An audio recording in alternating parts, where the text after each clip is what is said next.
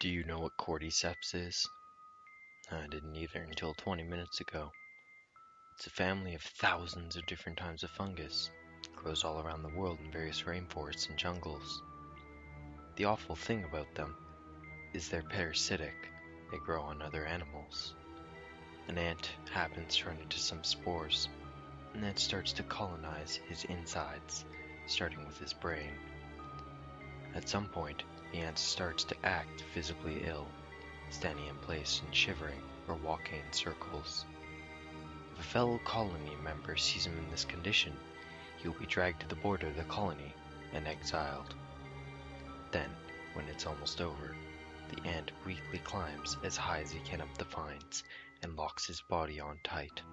Finally, he dies, and the fungus emerges from the back of his head, bursting forth like a long and foul fruit. After a short time, the little stalk spews forth its own spores, leaving the mummified and broken ant clinging to the stalk, his eye cavities filled with drying fungus. I mention this because last night, when I was up on the roof of my apartment complex, I found my brother's body. He's been back from 18 months on duty in the Philippines for less than 3 days. This was the first time I'd seen him. My parents called me up the day before to tell me that he was on his way up. They told me he stayed in his room since he got home, and then suddenly got up to announce he was on his way to see me. They thought he was drunk. I thought he'd never made it. He must have come straight to the roof and died by the smell of it. I was just finishing a cigarette, all torn up with anxiety and head throbbing, and when the acid smoke vanished, I caught a whiff of rot on the hot wind. It took me just a few minutes before I found him, face down behind the vents and fans.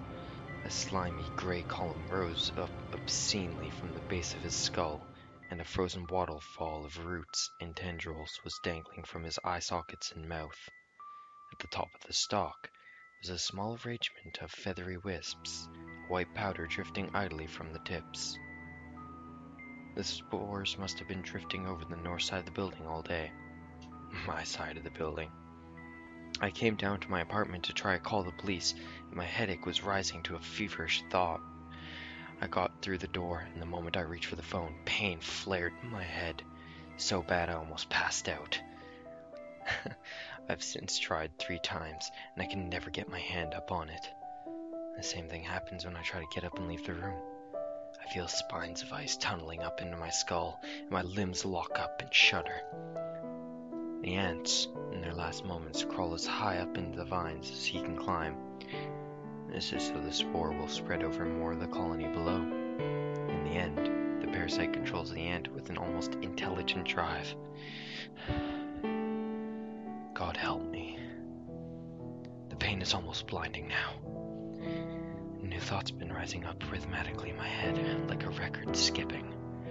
Up, up, up. It's joined by an image of my office tower. It's taller than my apartment, the tallest place I can think of. And although the bulge on the back of my neck is about the size of a peach, and the skin stretched shiny, I'm dizzy, my eyes are cloudy, I think I can make it there. Up. No, I'm sick. I need help. The building pulses again in my mind. The cold wind, the roof, and the sky. These images and the concepts of dull pain momentarily as they pass through my mind. I think I can get up there. Up. Up.